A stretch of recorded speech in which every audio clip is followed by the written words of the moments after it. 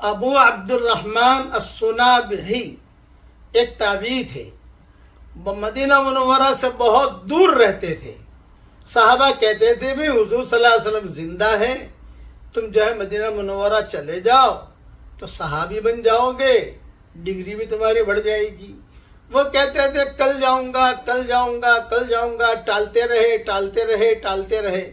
آخر کار ایک دن انہوں نے سفر کا ارادہ کیا، دور سے مدینہ منورہ کے قریب پہنچے ذوالحلیفہ، اور وہاں آ کر انہوں نے کپڑے بدلے، خوشبو لگائی۔ میں کیوں؟ یہ کہا آقا کے دربار میں جا رہا ہوں، اب میں صحابی بنوں گا۔ سامنے سے قافلہ آ رہا تھا، ابھی کہاں سے آ رہے ہو؟ یہ کہا مدینہ منورہ سے آ رہے ہیں۔ یہ فرمایا آقا کا کیا حال ہے؟ تو انہوں نے روتے ہوئے کہا بے آقا کا تو انتقال ہو گیا۔